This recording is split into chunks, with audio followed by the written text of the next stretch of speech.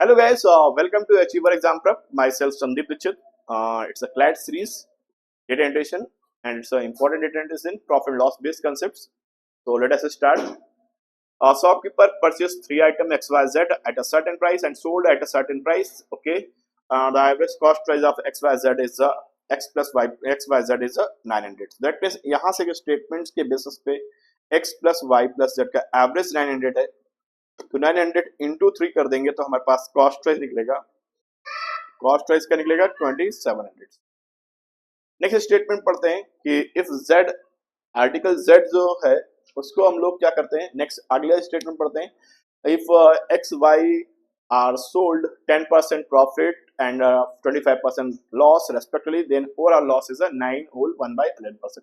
Okay, if x and y are sold at a profit of 5% and a loss of 50% respectively, then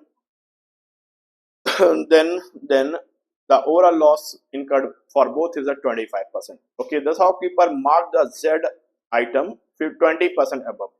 तो 20% above. अब देखो यहाँ से statement थोड़ा सा अच्छा लग रहा है कि Z को 20% above और ये अमाउंट आ गया, थोड़ा सा यहाँ से वैल्यू निकलने के चांसेस है, तो यहाँ पर पहले इसे यूज किया जाए. 20% above किया हुआ है मार्क प्राइस. Z का मार्क प्राइस अगर हो गया 6/5 of the cost price of Z, और इसमें फिर उसे इंक्रीज फर्दर किया 600 भी इंक्रीज कर दिया. तो दैट अब इसके बाद क्या होता है, इसे सोल्ड करता है 20% 10% डिस्काउंट के बाद. 20% डिस्काउंट मतलब होता है क्या 1/5, तो दैट मीन्स ये हो गया 4/5. 10% डिस्काउंट दैट मीन्स 9/10.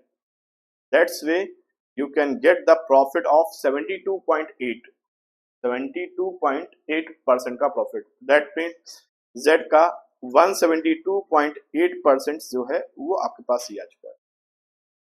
ठीक है, तो यहाँ से आप Z का वैल्यू फाइंड आउट इजिली कर सकते हैं. Z एक साइड कर लेंगे तो आपके पास इजिली निकल के आ जाएगा. तो दैट्स वे अगर हम लोग देखें तो Z का वैल्यू निकल के आ जाएगा. गैस कितना भाई, अंदर मल्टीप्लाई करोगे तो 2 2 जा 4, 2 5 जा 25, और 25 से इससे मल्टीप्लाई होगा तो Z का कुल मिलाकर वैल्यू आने वाला है गैस कितना 500. Z का वैल्यू 500 हो गया तो that means X plus Y का जो वैल्यू होगा कॉस्ट प्राइस का वो हो जाएगा 2200.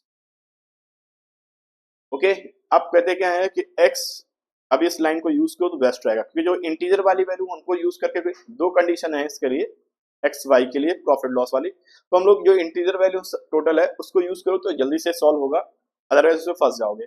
तो कॉस्ट प्राइस ऑफ एक्स को आपने जो भी एक्स का कॉस्ट प्राइस उसे आपने 5% प्रॉफिट यानी पॉजिटिव 5% हो गया, एंड वाई को आपने सोल्ड आउट किया है 50% लॉस, दैट मीन्स माइनस में 50% हो गया, और ओवरऑल पे आपको लॉस हो रहा है कितना 25% का -25. अब इधर से इधर सब्ट्रैक्ट करके एक रेशियो बन जाएगा. रेशियो किस का बनेगा, cost price of X and Y का. तो -5 minus plus that means 30, and -25 plus 50 that means it's a 25, so that ratio is just 5:6. okay, तो 5:6 बन चुका है.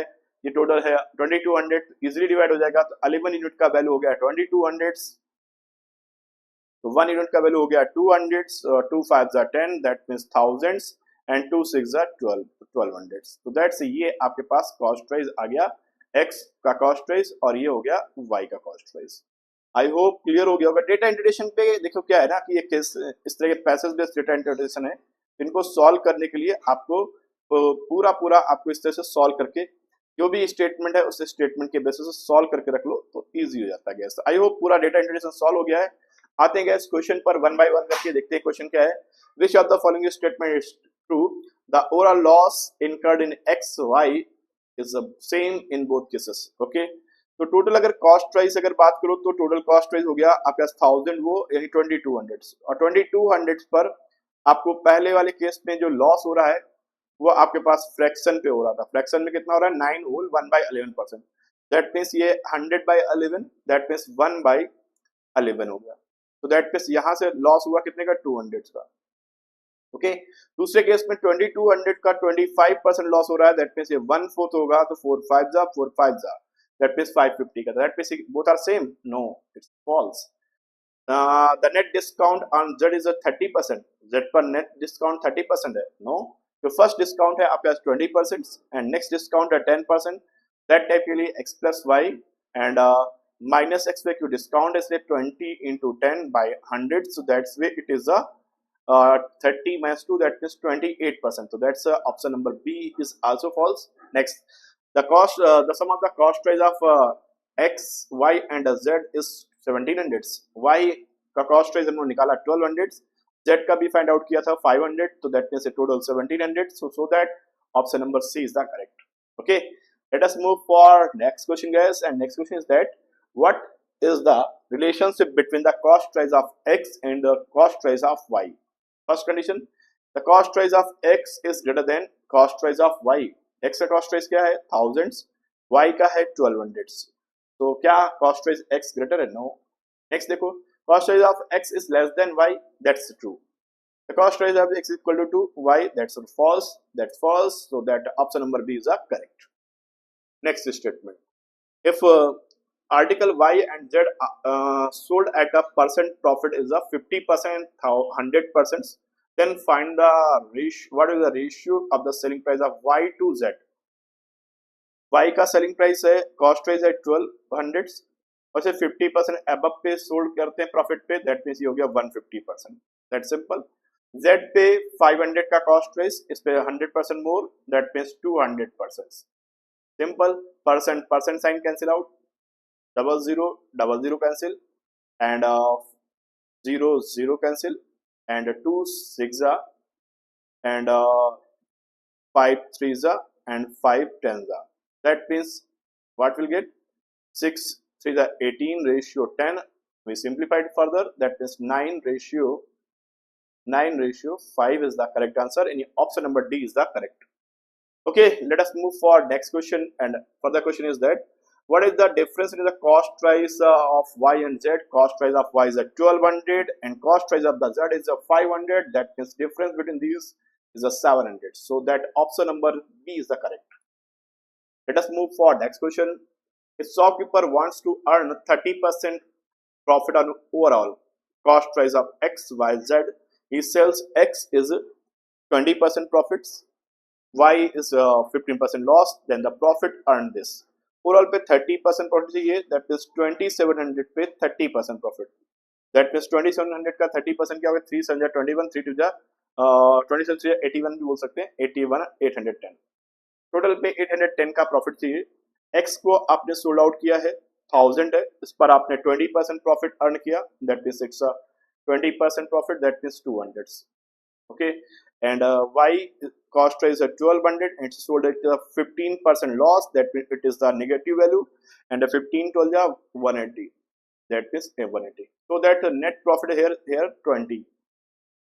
Net profit is 20 here, and total profit is required 810. That means Z should be sold how much? 810. Z पे profit कितना चाहिए? 810 minus 20, that means profit कितना चाहिए आपको? सब्ट्रैक्ट करें, that means 790 का प्रॉफिट. आउट ऑफ किस पे? जेट का कॉस्ट प्राइस है 500 पे, तो 500 पे 790% प्रॉफिट, 790 रुपीज का प्रॉफिट चाहिए, तो प्रॉफिट परसेंट जो रिक्वायर्ड होगा वो गैस कितना होगा? 790 divide by 500 into 100, so that 0 cancel out. 5 1 5, 2 5 5 25, 4 5 8 5 1 5 2 5 5 5 and 5 8 158% is the correct answer. So that's guys. Next question is the last question. What is the ratio of the combined cost price of x and y together to a cost price of z? X and y cost price, x and y is 2200 and z cost price is 500. So that the ratio between these is 22:5 is the correct answers. In option number D is the correct. That's a simple सा question guys. तो I hope clear हो गया guys. तो आज के लिए अभी के लिए सेशन में बस इतना रखते हैं guys. सेशन अच्छा लगा तो लाइक करना है, शेयर करना है, और चैनल पे फर्स्ट टाइम है चैनल को सब्सक्राइब करना है. सब्सक्राइब करके बेल आइकन पे क्लिक करें जिससे आपको ऐसे वीडियोस के नोटिफिकेशन मिलते रहेंगे. Thank you all of you and have a nice day. Bye bye. Take care.